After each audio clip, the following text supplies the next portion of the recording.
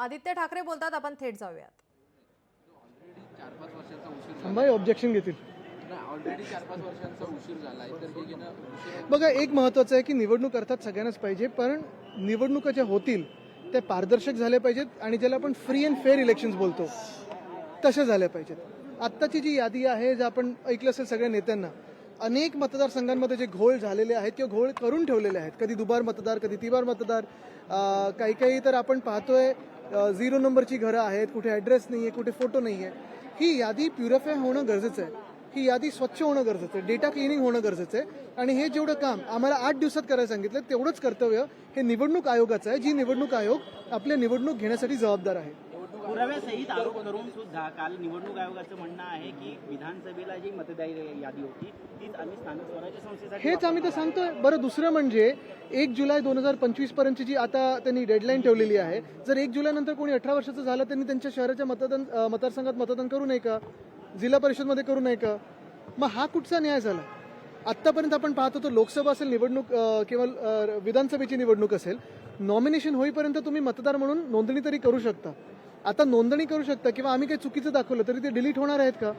बरं, आम्ही प्रत्येक जण म्हणजे अगदी राहुल गांधींपासून एकदम गल्लीतले नेते पण आम्ही दाखवतोय त्यांना की सगळीकडेच तुम्ही घोळ घालून ठेवलेला आहे. हा मुद्दाम घातलेला आहे, तर मग तुम्ही जे करताय ते तुमच्या परीने तुम्ही पाहता योग्य आहे, पण हे देशाच्या हिताचं नाही आहे.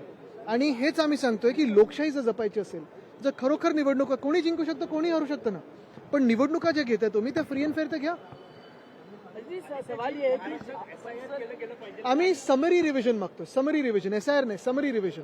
आणि जो घोळ झालेला आहे तो काढला पाहिजे. हिंदी में यही है कि क्या लगातार आपने मुद्दे रखे हुए हैं मतदाता सूची से लेके जो अलग अलग नाम जो दिख रहे हैं, सबसे ज्यादा वोटर्स एक जगह पे दिख रहे हैं, क्या कुछ नाम का सेटिस्फेक्ट? जब से वोट चोरी का मामला देश भर में आया है, दुनिया भर में इसकी चर्चा हो रही है कि हमारे देश में चुनाव ये फ्री एंड फेयर अभी नहीं रहा है. दूसरी ये भी एक देख रहे हो बात कि हर कोई जो बात कर रहा है, विपक्ष हो या फिर सत्ता पार्टी से भी हो, सभी को पता है कि कहीं ना कहीं वोटिंग लिस्ट में गड़बड़ तो है. हम तो कई सारे दस्तावेज लेके गए, प्रूफ्स दिखाए हमने, लेकिन चुनाव आयोग ये देख रहा नहीं कि हम जो प्रूफ्स दे रहे हैं. उनको लग रहा है कि जो भाजपा से आ रहा है वही शायद सही हो.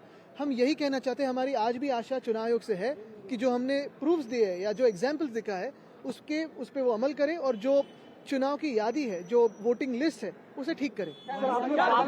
बिल्कुल नहीं, हम समरी रिवीजन मांग रहे हैं, SIR नहीं.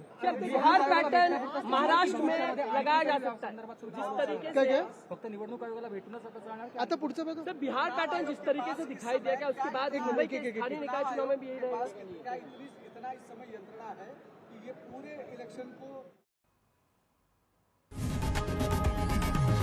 लोकशाही मराठी ऐका, पहा, जागरूक रहा.